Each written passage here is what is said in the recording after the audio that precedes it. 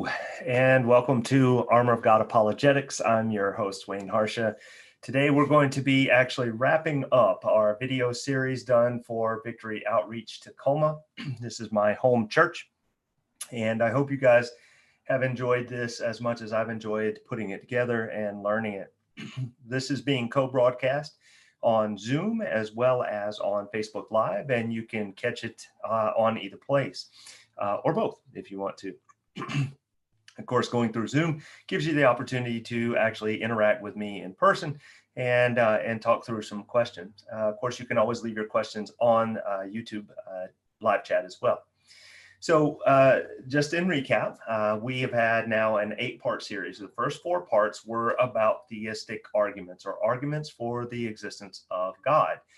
And we started those theistic arguments with the cosmological argument, which is the argument from the beginning of the universe.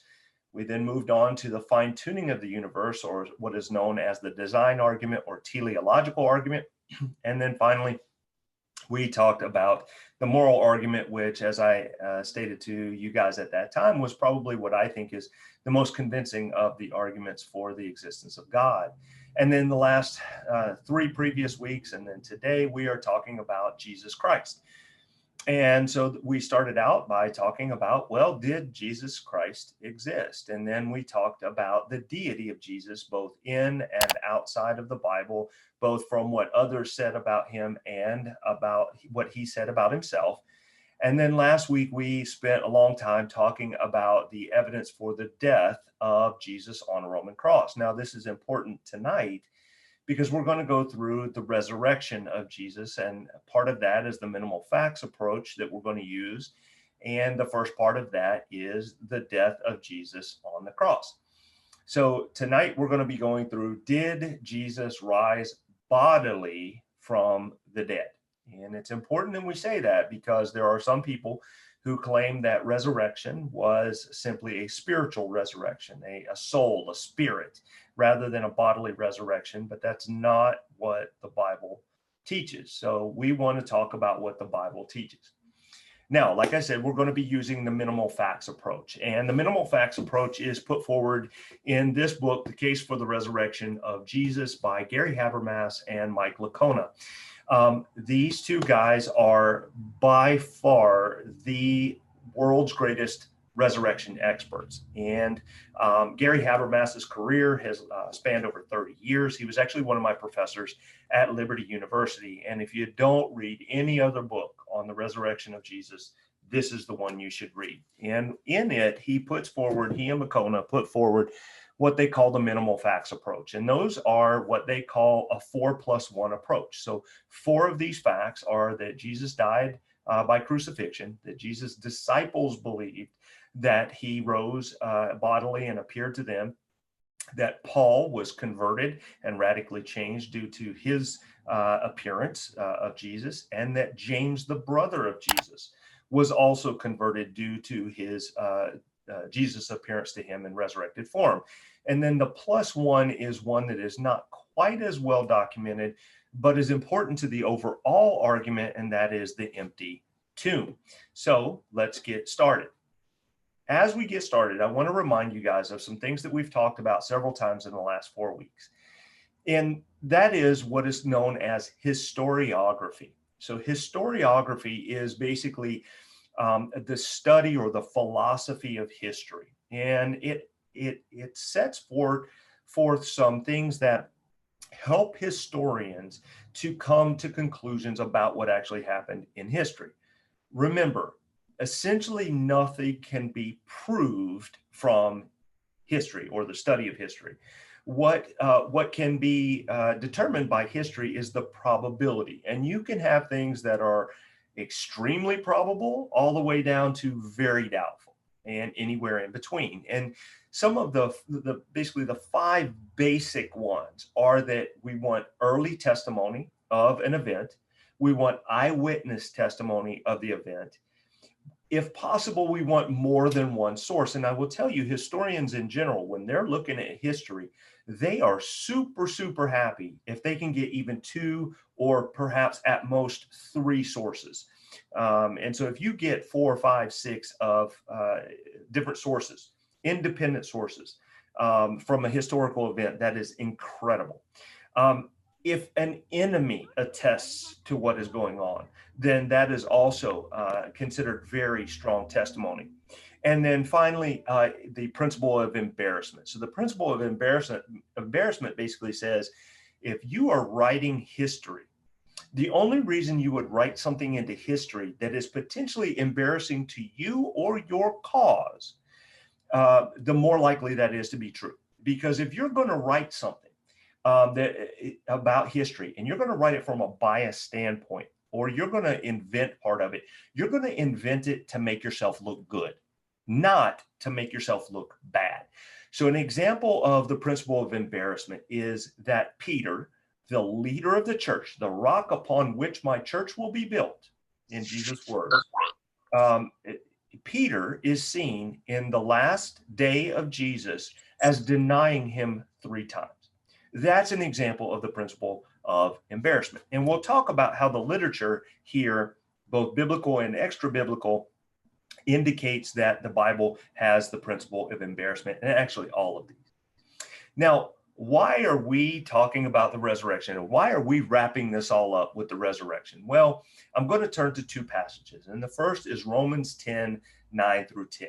And it reads, because if you confess with your mouth that Jesus is Lord and believe in your heart that God raised him from the dead, you will be saved.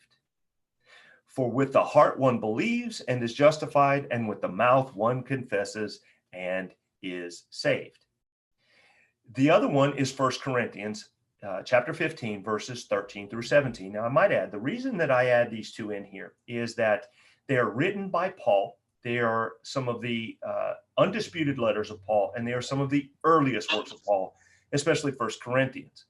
So the Corinthians passage reads like this: but if there is no resurrection of the dead, then not even Christ has been raised. And if Christ has not been raised, then our preaching is in vain, and your faith is in vain. So notice here, Paul is saying if Jesus wasn't raised from the dead, it's all in vain. In verse 15, he says, we are even found to be misrepresenting God, because we testified about God that he raised Christ, whom he did not raise, if it is true that the dead are not raised. For if the dead are not raised, not even Christ has been raised. And if Christ has not been raised, your faith is futile, and you are still in your sins. So to summarize these two passages, Paul is saying you have to believe that God raised Jesus from the dead and confess it with your heart and with your mouth. And then if he's not raised from the dead, everything we're saying is in vain. So that is how important this one single event in history is to the Christian faith. The other point I want to make here is that you need to understand that unlike many other religions, Christianity is one based in history. This is a historical event. It is an event that can be studied by history, and therefore is one that is most easily scrutinized because it centers around essentially 3 to 3.5 years of one man's life, and that is Jesus of Nazareth. It centers around his birth, his life, his teachings, his death, and his resurrection. And because of that, it opens itself up to historical criticism.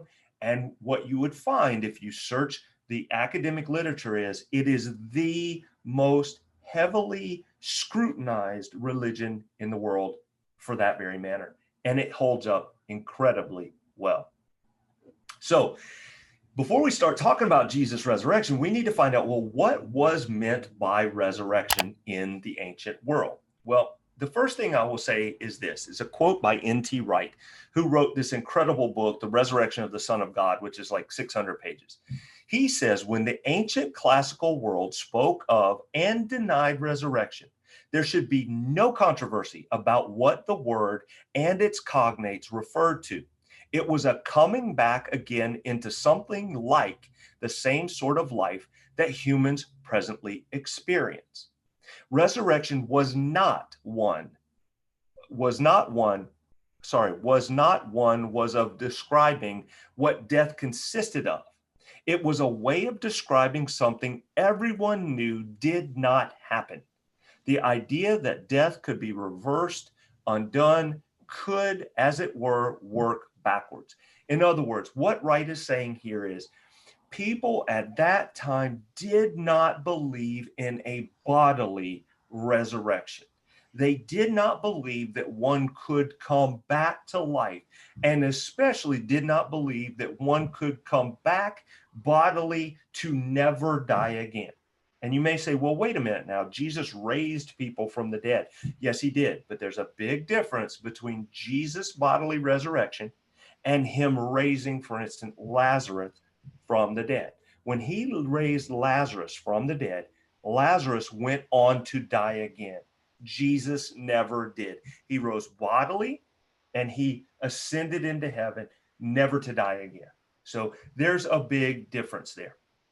And you need to understand that in Jewish theology at that time, and still today, resurrection was something that was going to happen once for everyone at the end times. It was not something that happened on an individual basis. It was not something they believed was going to happen before the end of times brought about by God. It was something that happened once for all. Once for all. Okay.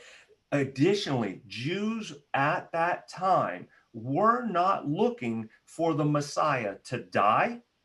That, in fact, every other Messiah, so-called Messiah that had come to be in the ancient world, when he died, the belief in him died.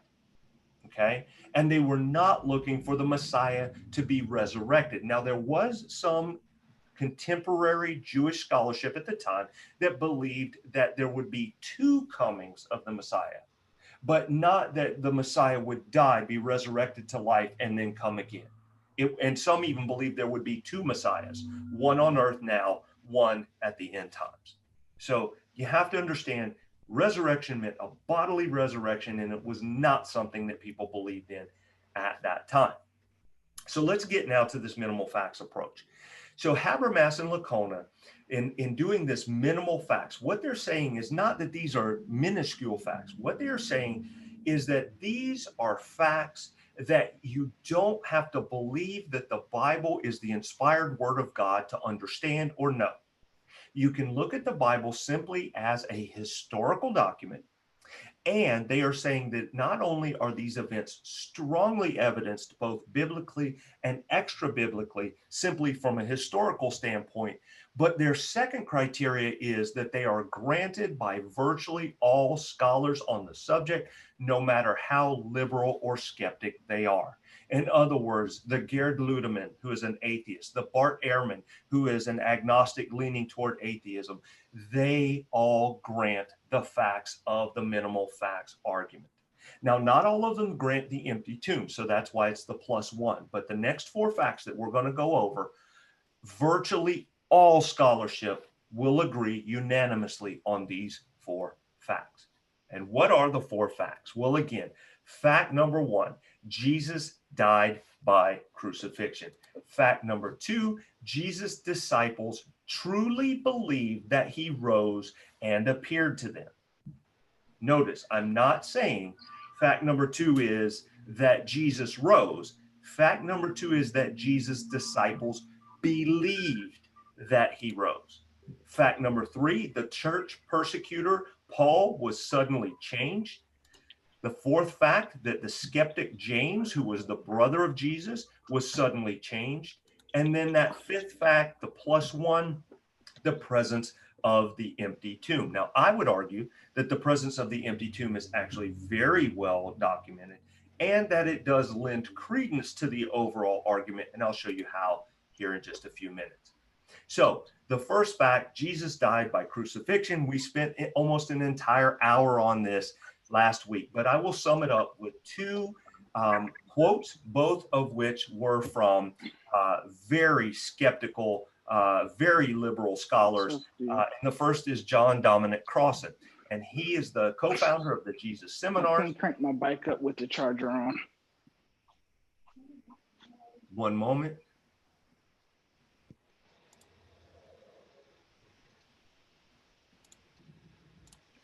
And so quote number one is this. Jesus' death by crucifixion under Pontius Pilate is as sure as anything historical can ever be.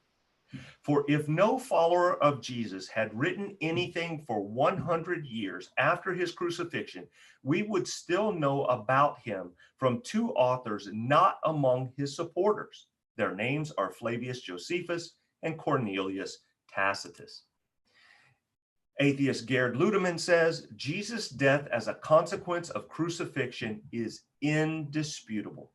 Many have actually claimed that Jesus' death on the cross is the most rock solid fact of all of ancient history. The second fact then is that Jesus' disciples truly believed that he rose and appeared to them.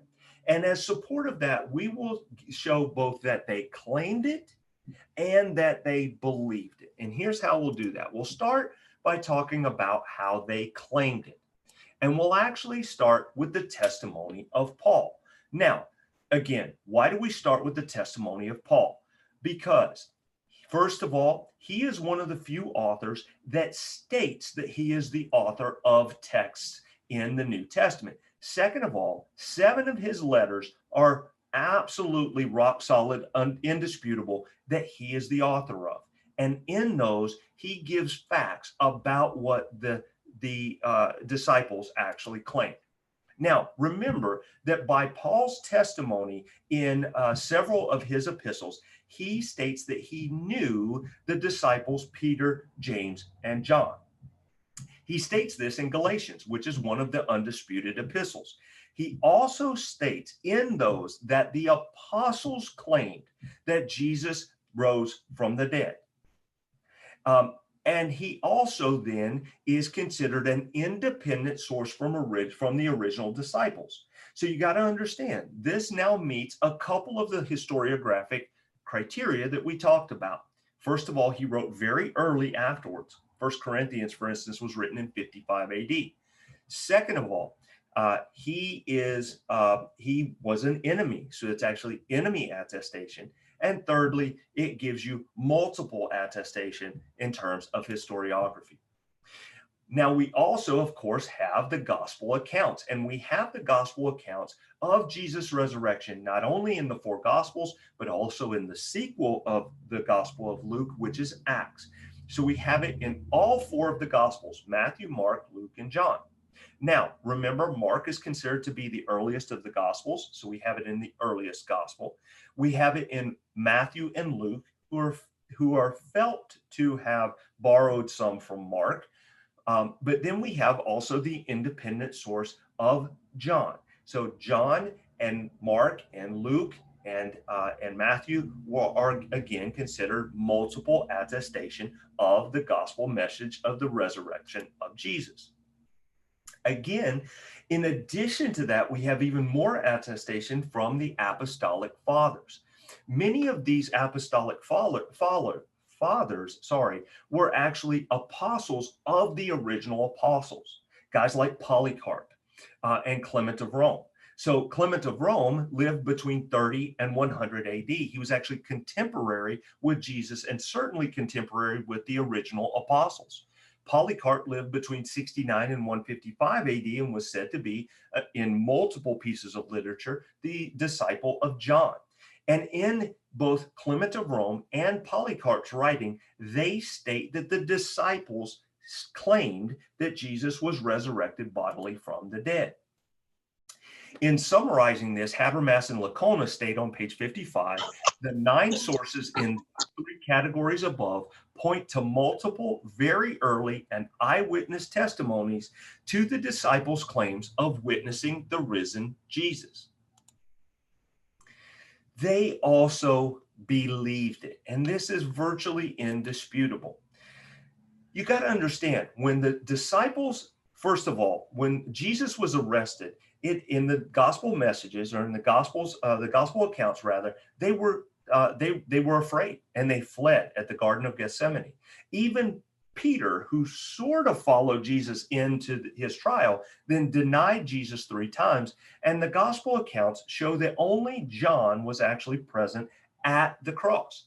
All the rest of them were defeated, they were in fear, and they were seen as hiding, as shown in the book of Acts. Their lives were then completely transformed. You are talking about people like Peter, who went from denying Christ 3 times at his trial to going into the temple and proclaiming the resurrection of Jesus. Not only that, they suffered persecution, both from the Jews and at times from the Romans. They suffered imprisonment, as shown in multiple different places, both in and outside the Bible. And some of them even suffered martyrdom, going to their graves, never having recanted what they were claiming about Jesus' resurrection. Paul also truly believed that he had experienced the risen Christ. Now, understand, Paul's description of his experience with the risen Christ are somewhat different than those of the original apostles. That can be easily explained by the fact that you need to understand the apostles, Peter, James, John, Thomas, they all experienced Jesus' resurrected body before his ascension to heaven, whereas Paul's conversion was about 2 years later, after Jesus had ascended. The same can be said of Stephen, the first Christian martyr. But Paul suffered so much for his belief and his proclamation of Jesus' resurrection. He was chained multiple times. And this is found, by the way, both in biblical and extra-biblical accounts. He was chained. He was exiled. He was stoned. He was imprisoned. He was beaten. And he was even martyred in Rome at about 64 AD. Now, again, that is also attested to not only in Paul's own writings, as well as the book of Acts, which was Luke's account of what happened to the early church, but it was also documented in Polycarp's writing. Again, remember, Polycarp was a disciple of John the Apostle. He says that Paul, as well as the other disciples, were beaten, were chained, were imprisoned, and were even martyred. Also, Tertullian, who is an extra-biblical source. Remember, Tertullian was a Roman historian. He was no friend of the Christians. He documents that both Peter and Paul went to their graves as martyrs, having been killed for their faith in the resurrected Jesus. He also spoke of other disciples being persecuted and imprisoned for their beliefs. And Josephus, as we talked about a couple of weeks ago, who was the most famous of Jewish historians, also stated that the Christians were persecuted at the hands of Nero, quote unquote, as a scapegoat. Habermas sums this up by saying all of these sources, biblical and non-biblical alike, affirm the disciples' willingness to suffer and die for their faith. He also states the disciples' willingness to suffer and die for their beliefs indicates that they certainly regarded those beliefs as true. You got to understand, one of the objections is just because someone is martyred doesn't mean what they're martyred for is true. That's absolutely the case.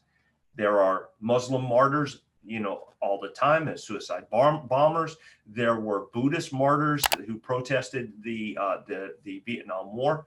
But here's the difference. And listen to what Habermas and Licona say.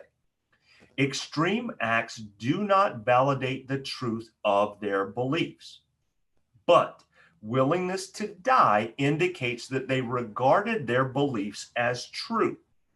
Liars make poor martyrs. The apostles died for holding to their own testimony that they had personally seen the risen Jesus. Contemporary martyrs die for what they believe to be true. The disciples of Jesus died for what they knew to be either true or false. That's the difference between the martyrdom of the disciples and the martyrdom of, say, a modern day Muslim terrorist. And He further goes on to say there is no evidence of recantation being announced. Instead, all the reports testify to the steadfast courage during suffering of the apostles. In all, at least 7 early sources testify that the original disciples willingly suffered in defense of their beliefs. If we include the sufferings and martyrdom of Paul and James, the brother of Jesus, we have 11 sources. Remember what I said to you about multiple attestation in ancient history? Historians drool if they have even 2 or 3 sources. The martyrdom and the suffering of the disciples for their belief that they had seen the risen Jesus was documented in 11 independent sources. This is what historians' dreams are made of. It doesn't happen anywhere else in the ancient world.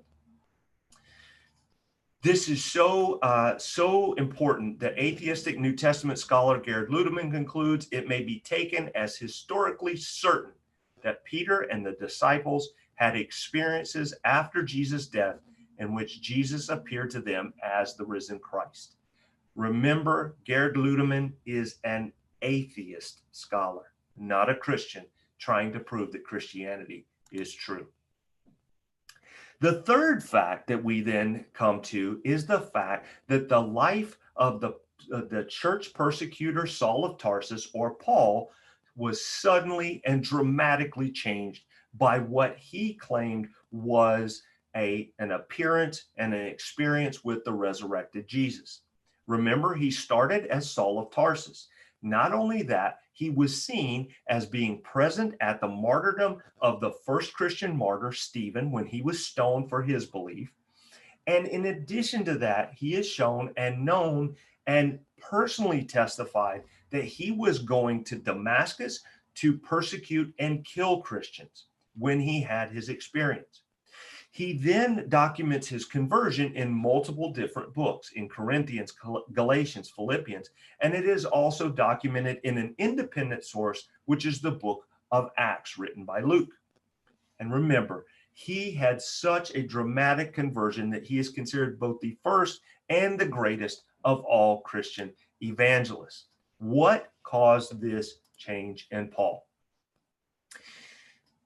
Habermas and Licona put it this way: both Paul himself and Luke report that it was because he believed firmly that he had experienced an encounter with the risen Jesus.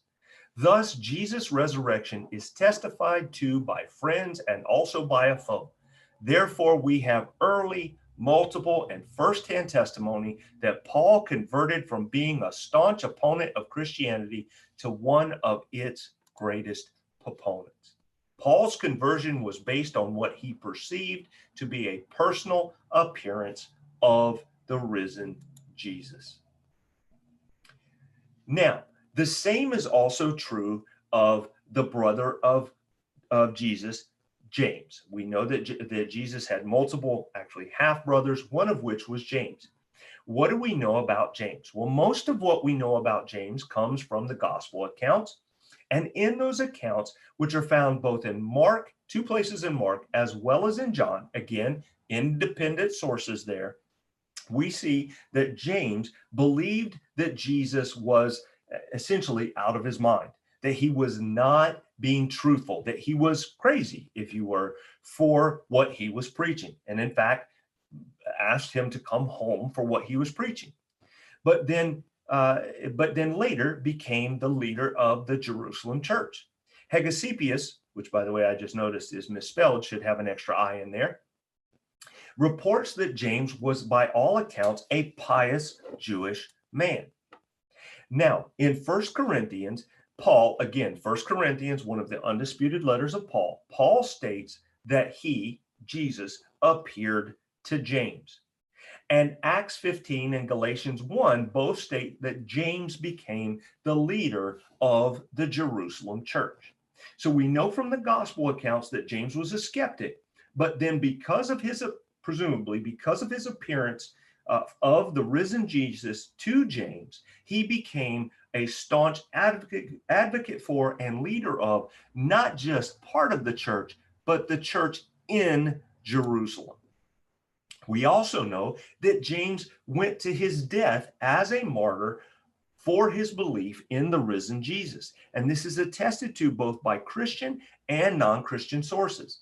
So there is both early and eyewitness and multiple attestation of the conversion of James and his ultimate martyrdom for what he believed was an appearance of the resurrected Jesus to him. Now, the fifth fact, and I know it seems like we're going through these kind of quick, but I'm going to put it all together for you in just a moment. The fifth fact, which actually is really important when it comes to the counter arguments to the objections to the risen Jesus, the empty tomb is very important. Now, it does not quite meet the criteria that Habermas and Licona put out for the minimal facts. Not because it's not strongly evidenced, but more because there's only about 75% of academic scholarship that holds to the empty tomb. So it doesn't meet that criteria that is granted by virtually all scholars. Now, there are three things we need to understand about the empty tomb and why it is important to us. The first is the Jerusalem factor. Remember, it was not as if Jesus was tried and hanged hanged on a cross in one place and then was said to have resurrected in another place. He was said to have resurrected, and he was preached to be resurrected in Jerusalem. So Jesus was tried, punished, crucified, resurrected, and then had his resurrection preached all in the same location. And what is the one fact that could have killed the entire movement? Producing the body of Jesus. All any of his enemies ever had to do was go to a tomb and produce the body of Jesus. But nowhere do we see that that was even attempted. Furthermore, the empty tomb is actually attested to by enemies. And you may say, well, wait a minute, it's in the Bible. Yes, it is, but it is attested to by the Jewish segment in the Bible. It's an interesting if you stop and think about that story. It is said that the soldiers at the tomb realized that the body was gone, and they went not to Pontius Pilate, by the way, but they went to the Jewish leaders. And they said to the Jewish leaders, we were asleep and someone stole the body. And the Jewish leaders said, tell them, paid them actually, said, tell them if anyone asks that while you were sleeping, the disciples came and stole the body. Now, how would you know who stole the body if you were sleeping when it happened? So it's kind of an odd thing, but it is enemy attestation nonetheless. The third thing about the empty tomb is the testimony of women. And we'll get into that in just a moment. Now, again, the Jerusalem factor. He was condemned, beaten, and crucified all in the same city.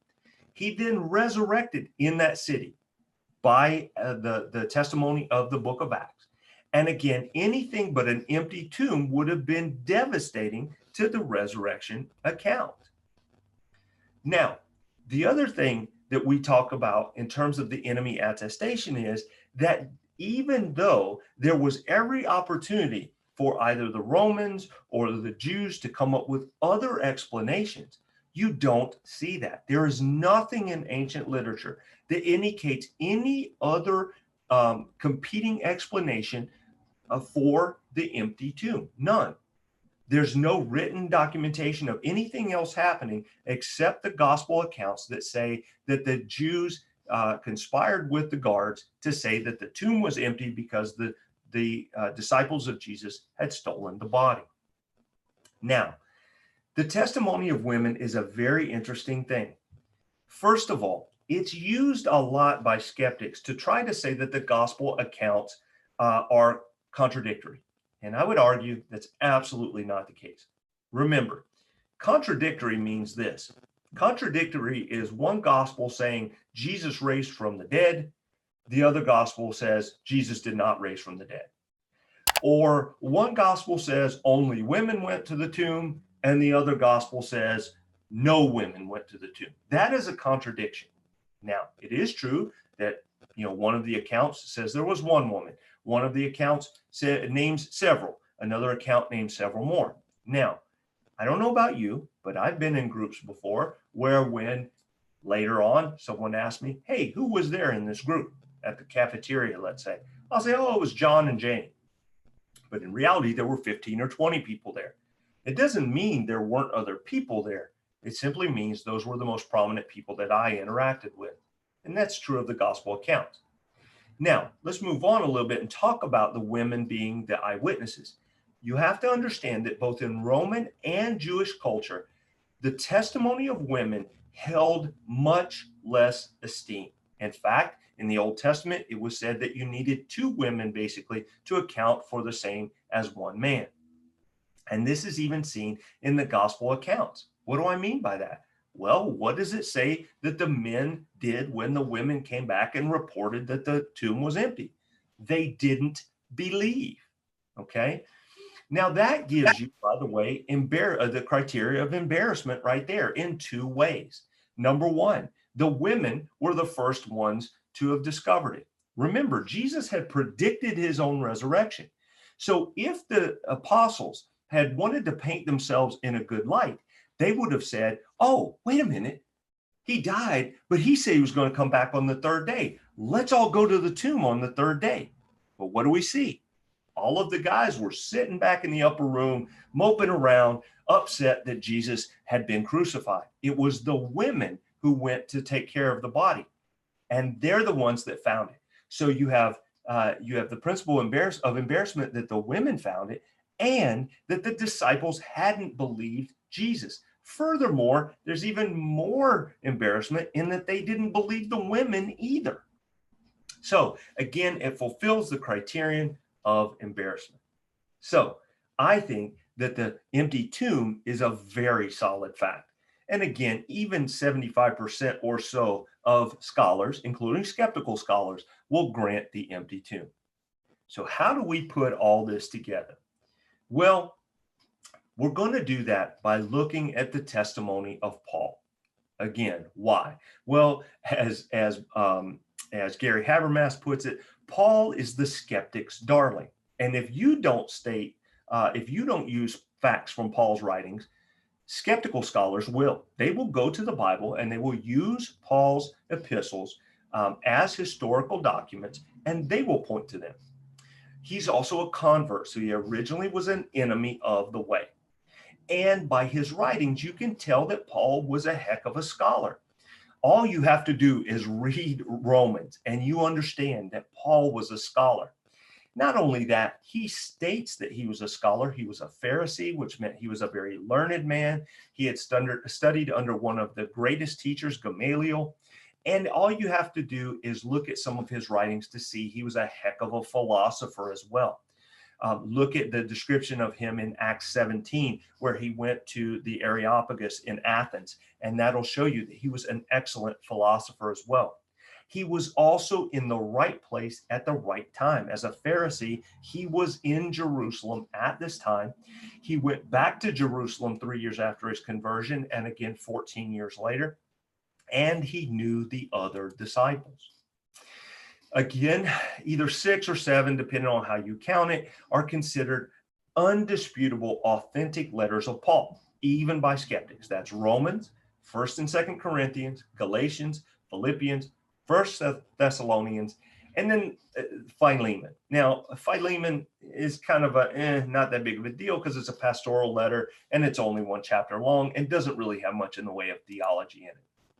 We're going to concentrate only on 2 texts. I'm actually going to start with the second one first and then go to the first one. The second one is the end of Galatians 1 and beginning of Galatians 2. And I'm going to read it for you, and I want you to listen very carefully for some of the key points here. Paul writes, for I would have you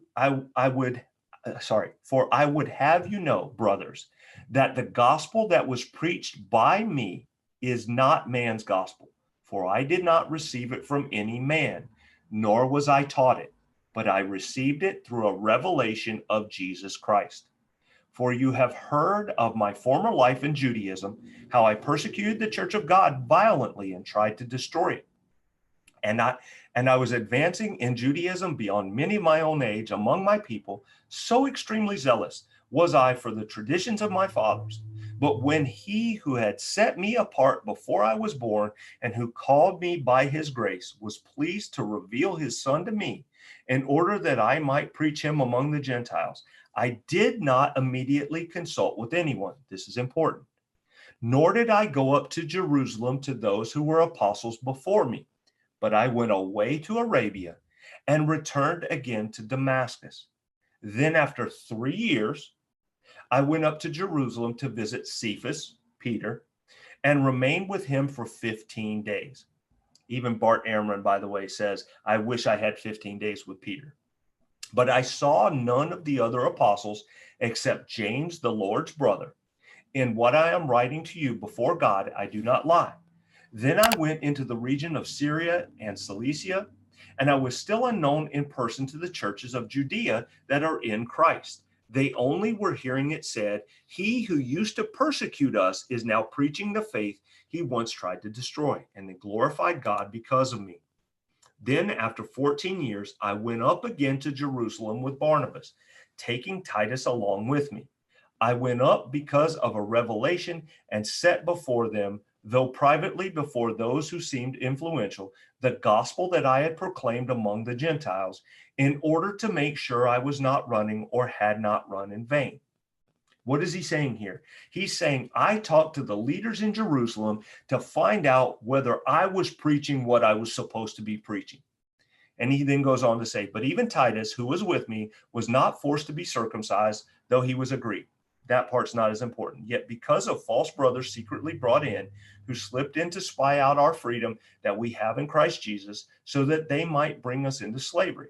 To them we did not yield in submission even for a moment, so that the truth of the gospel might be preserved for you. And from those who seem to be influential, what they were makes no difference to me. God shows no partiality. Those, I say, who seemed influential added nothing to me. So what is he saying here? He's saying after 14 years of me preaching, I went back to Jerusalem.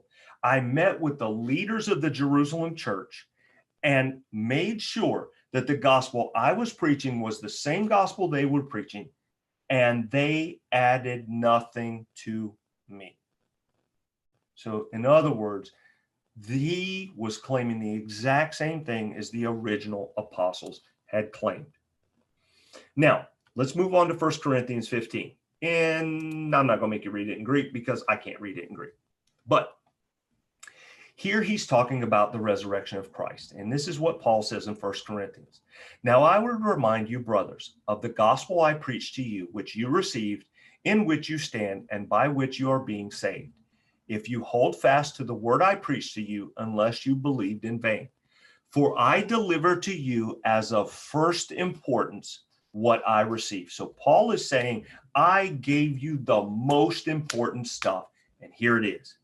That Christ died for our sins in accordance with the scriptures, that he was buried, that he was raised on the third day in accordance with the scriptures, and that he appeared to Cephas, then to the 12, then he appeared to more than 500 brothers at one time, most of whom are still alive, though some have fallen asleep. Then he appeared to James, then to all the apostles. Last of all, as to one untimely born, he also appeared to me. So here's the summary of what Paul is saying. He's saying, when I came to Corinth, I preached the gospel message. And here it is. I gave you what I was given. And what I was given is that Jesus died, that he was buried, and that he rose on the third day. That is the gospel message. The life, death, burial, resurrection, and deity of Jesus is the base of the gospel message. And he said that was of utmost importance to you. Now, he also says something very important about the appearances, and that is that there were 3 individuals and 3 groups that he appeared to. The first is Peter or Cephas. The second is James, the brother of Jesus. The third was Paul himself. Furthermore, and this is really important, he appeared to the 12. Now remember, by this point, Judas Iscariot had killed himself, and Matthias had replaced him. So there were still 12. So he appeared to the 12. Then he appeared to 500 of the brothers. Now, remember, in a similar manner to the feeding 5,000, that was 5,000 men. So when it says 500 of the brothers, if there were women present, which there very possibly were, that could have actually been more than 500 people. But we know it's at least 500. And what does Paul say about these 500? Well, it's almost like he's begging you to go ask them. He's saying, many of them are still alive. Why don't you go find out? They're all around. We're all right here. If you really want to know, go ask them. Because he even says only a few of them have died at that point. And then quote all the apostles. And it's a little less clear what he actually means by all the apostles. Okay. It's also important, this little bit about I gave you what I was given. This is where recent scholarship has really changed the whole game. Back in the 70s and 80s, it was very rare for scholars to believe the things that Gary Habermas and Mike Licona have put out to you. But now, as evidenced by what they say, the minimal facts approach is based on what virtually every academic scholar will tell you. What changed? Much of it was this, that it was an early creedal tradition. We have our creeds now, things like the Apostles' Creed. I believe in God the Father Almighty, maker of heaven and earth, and in Jesus Christ. And if you notice by that, they're very poetic. They're kind of sing-songy. And you can understand that in the Greek, this reads da da da da da da da da da da da da da da. Okay, so it's clear that it is a poetic creedal statement. Why? Well, in large part, and why did it have? It doesn't rhyme, by the way, in Greek, but it does have that rhythm, that bounce to it. Why is that important? Remember, these were folks who, by and large, were illiterate. And if you want them to remember important things, what do? You put it to a rhythm. Think about it. How much easier is it to remember a song or a rhyming poem than it is to just remember a bunch of historical facts? It also indicates that this was some of the earliest preaching. And even the skeptic scholar, Bart Ehrman, says we can trace this material to within 1 year after the cross. And if you don't think that's early, I can tell you of all kinds of historical figures that we don't have anything for hundreds of years afterwards. So to say that we have an early creedal tradition that goes back to within 1 year of the cross is unheard of in ancient literature. Let's trace this out. So first of all, the cross, the crucifixion of Jesus and his resurrection on the 3rd day happened, most believe, in 30 AD. Okay, some believe 33, depends on which calendar you use. We're going to go with 30 just to keep it consistent. So 30 AD. Now we've just been talking about 1 Corinthians. When was 1 Corinthians written? It was written in about 55 AD. And we know this because it came after about 3 to 4 years after Paul had been in Corinth. Well, one of the most solid dates that we have in the entire New Testament is when Paul first went to Corinth. We know that this was in 51, perhaps early 52 AD. How do we know that? Well, in the book of First Corinthians, Paul names one of the leaders of the city-state of Corinth. And we know from historical documents that these leaders were elected for 1-year periods of time. This particular leader, we know from their documentation, ruled between 51 and 52 AD. So again, this is probably the most solid fact in terms of timing in all of the New Testament. Now, in addition to that, we then have that we know from documentation that Paul's conversion was in about 32 AD. So about 2 years post Jesus' resurrection. Okay. Now, remember what he said in Galatians. He said, I didn't go right to Jerusalem. I went out into the desert and then for 3 years, and then I came to Jerusalem. And at that point, I spent 15 days with Peter and James. So we know that's in 35 AD. That's now 5 years post-resurrection. He says there that he says in his letter to the Corinthians, I gave you what I received. Where did he receive that? Well, he received that no later than in 35 AD. And we know this because he already had it throughout his first 14 years of ministry after that. Because he says again in Galatians, I went back to Jerusalem 14 years later, or in 49 AD, 2 years before he entered Corinth. He went back to Jerusalem and he sat with the leaders of the church. And remember, how does that passage in Galatians end? They added nothing to me. So the preaching that he gave the Corinthians that he received was that he received in 35 AD. Well, that means Peter and James had it before that. And remember, it had to have been codified even before that. And that is how Bart Ehrman states we can trace this material to within 1 year after the cross. Hurtado, who recently retired from Edinburgh, said that the death, deity, resurrection, and faith about that can be traced all the way back to within 6 months of the cross. And James D.G. Dunn states the latest this creed was put together was 6 months after the cross. This is as early as it gets in all of antiquity. Now that we've gone through all those facts and kind of wrapped them all in a package, let's look at some of the objections, because sometimes it's easiest to put these things together by dealing with the greatest objections that come against it. Well, the first one is the apparent death theory. First of all, this is very recent in history.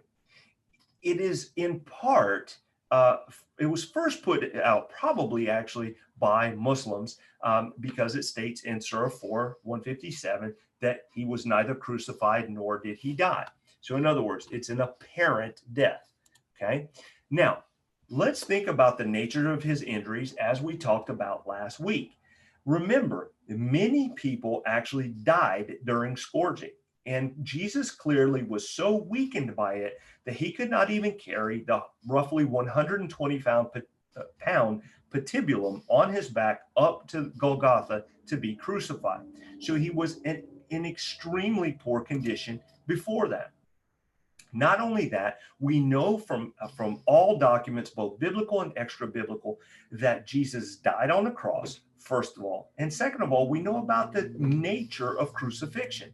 In fact, we know that only one person in antiquity is ever known to have, quote-unquote, survived crucifixion, and he was actually one of 3 who were taken off of the cross, knowingly being alive at the time.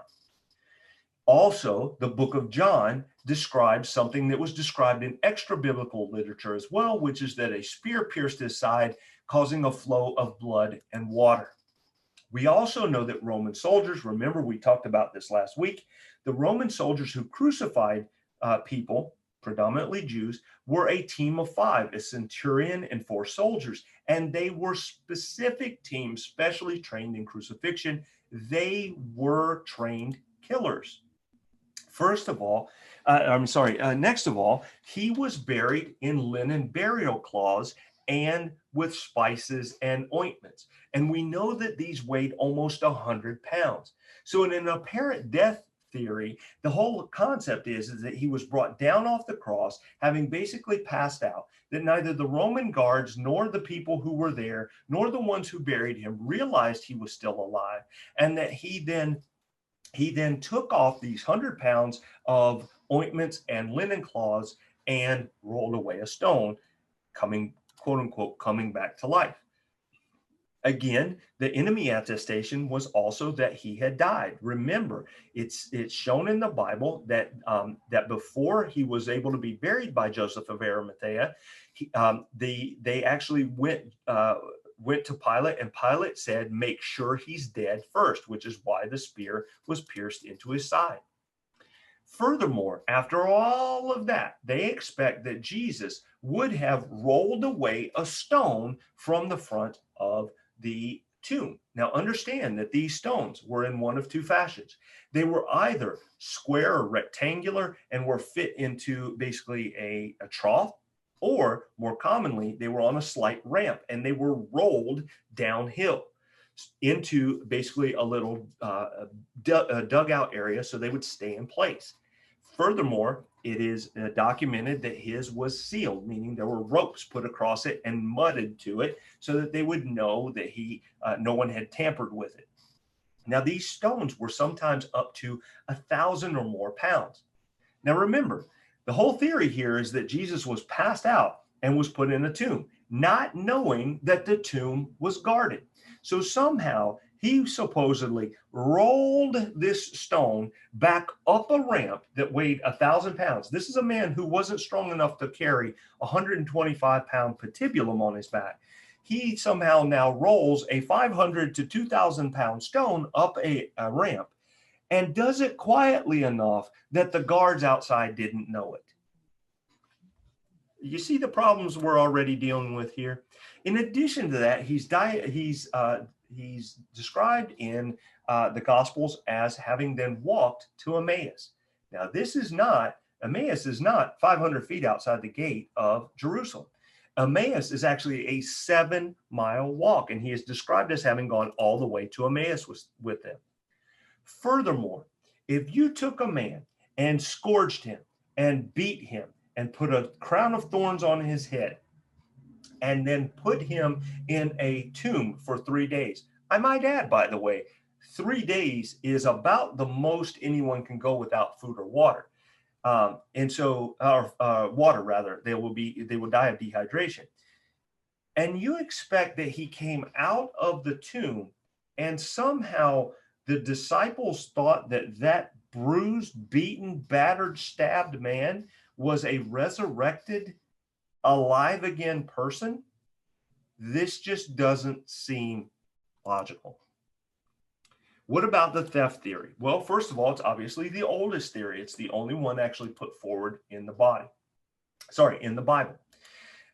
And it comes actually in two forms. So the first form is actually that the disciples stole the body. Now, obviously, that is the one put forward in the Bible. Now, again, let's think about that story. The Jews conspired with the soldiers at the tomb to tell people that while they were sleeping, the disciples stole the body. Again, think about the problem with that.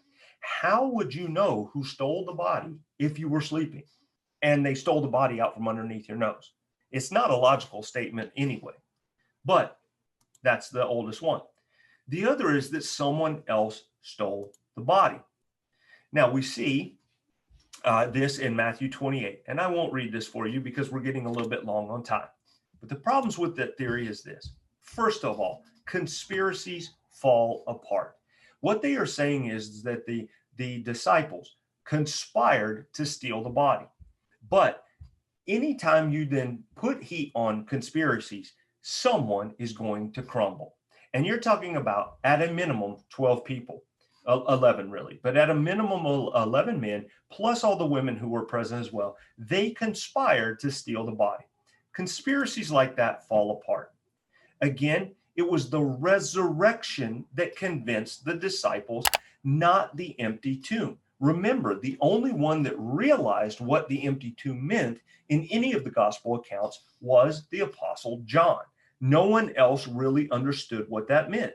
They walked away dazed and amazed and confused. Also, you have to understand that you're trying to convince me that these disciples who ran away, denied Jesus, were so scared they weren't even at the cross, now got up the courage and the intestinal fortitude to go get past guards, which is a problem in and of itself, and steal the body out from under their nose. It doesn't fit. The story doesn't make sense. And it doesn't explain the conversion of Paul, who was against the church, and of James, who was a skeptic. Finally, again, resurrection was not expected. It wasn't expected by anybody in the time, either Roman or Jew, and it was shown in several of the accounts of Jesus predicting his resurrection that they didn't understand what he was saying. So if they didn't understand what he was saying, why would they then come up with this theory to go back and steal the body? It just simply doesn't make sense. The next theory is the hallucination theory. And understand, the hallucination theory is built on the fact that these people believe there is no supernatural. So they think it had to be something in their minds. First of all, what we need to do is define what a hallucination is. And I'll read to you what they call it, how they define it in Josh McDowell's book, Evidence That Demands a Verdict. Excellent book, by the way. Excellent chapter on the resurrection. A hallucination can be defined as a conscious sensory experience that occurs in the absence of corresponding external stimulation of the relevant sensory organ. In other words, if you see it, there's not actually something there to see. If you hear it, there's not actually a sound. And has a sufficient sense of reality to resemble a veridical perception. In other words, to resemble a true thing or a true event. Here are the problems with the hallucination theory. First of all, not only did multiple people claim to see Jesus resurrected, groups claimed to see Jesus resurrected at the same time. Remember, who did he appear to? He appeared to 3 individuals and 3 groups. He appeared to Cephas, he appeared to James, he appeared to Paul. And then the 3 groups, the 12, 500 brothers, and all the apostles. Groups don't experience mass hallucination. There's no evidence for it anywhere in the medical literature or anywhere else in history. Period. End of discussion. Furthermore, there were multiple appearances over a 40-day period of time that Jesus resurrected and was seen. This again doesn't fit with hallucinations. Furthermore, most people who experience hallucinations, such as bereaved spouses, they will experience it from time to time, but it is typically someone like a deceased loved one coming to them, either in appearance or in sound.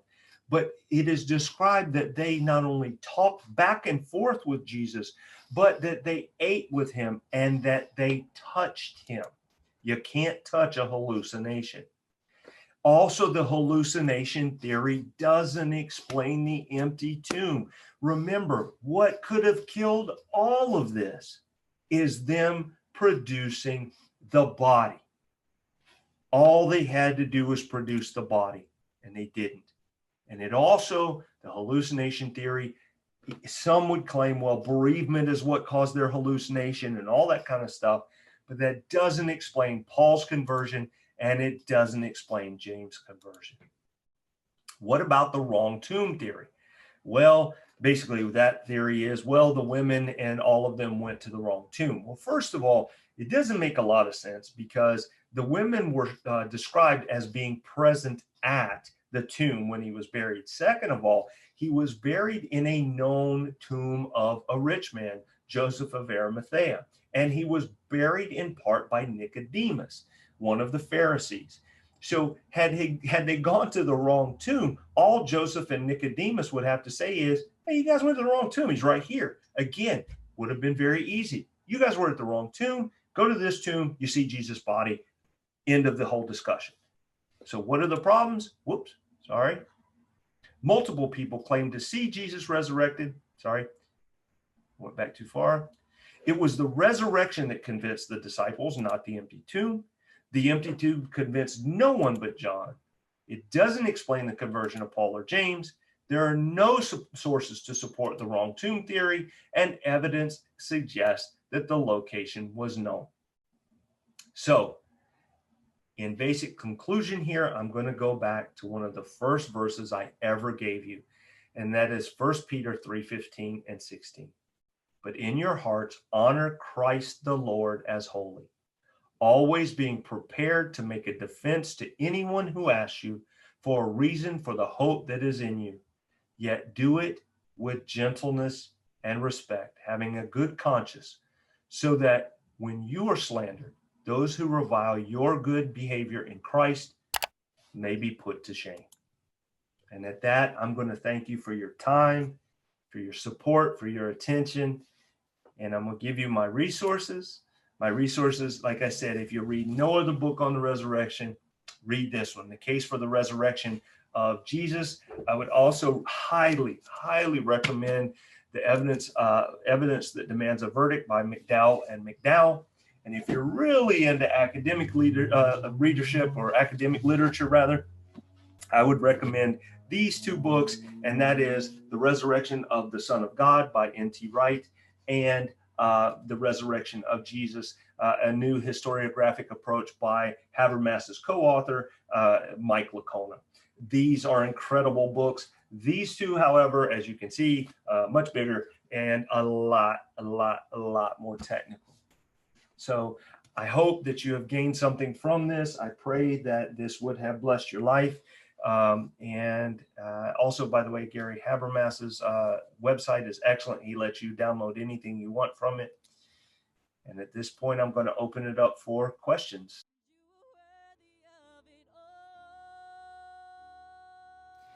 Hey guys, I just wanted to make a real quick video just to introduce what we're going to be doing next at Armor of God Apologetics. As many of you know, I have been doing an 8-part series for Victory Outreach Tacoma, where we talked first about theistic arguments or the arguments for God's existence, and then did a 4-part series on the life, deity, death, and resurrection of Jesus Christ. So we were looking for something new to do, and in conjunction with some of my spiritual mentors, we came up with the idea of going back to the baseline of why I entered apologetics. Studies have shown that about 70% of all teens, as they enter their college and early adulthood, actually leave the faith, and only about 30 to 50% of them will actually return to the faith. And so part of what I have always wanted to do in terms of my ministry is to minister to youth, to help give them the full armor of God in order to withstand the skeptical claims that they are surrounded with every day, and therefore give them a bolstering of their faith and an ability to defend their faith. What I decided to do was interview teens, both here locally and across the country, and find out what their toughest questions about either the existence of God or problems in the Bible that they see, or what they see as discrepancies, and then answer them. And we're going to do that primarily through using Zoom, and then I'll edit the videos to be able to put up Bible verses and things of that sort. We're going to call this series 6-Minute Sundays, and I have to give credit to my son Wyatt for that title, as he's the one that came up with it. But we're going to start actually with him. We're going to start this in June, and so every Sunday in June we're going to be posting a new roughly 6-minute video answering teens' questions.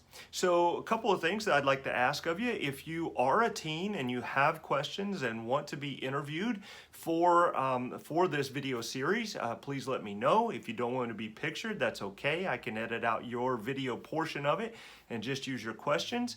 And if you do just have some questions, go ahead and put them in the comments below and give me some of the questions so that I can actually answer them on these 6-Minute Sundays. I hope this serves to bless you guys. I hope you'll join me in this ministry, and I hope that you will pray for the ministry itself. As again, we are hoping and aiming to actually armor our teens and our young adults with the full armor of God so that they can continue in their faith and strengthen their faith as life goes on. I hope you guys have a great day. Thanks, and God bless. We hope that you enjoyed the content of our video today. If you did, make sure to give us a thumbs up and share this content. Also, don't forget to hit the subscribe button and hit the bell so that you are alerted to any new content that we post on our channel. Please remember that all of our video content is completely free of charge and can be reposted, shared, and embedded. You can also find us on Facebook at facebook.com/armorofgodapologetics with an S. Thank you for watching and have a blessed day.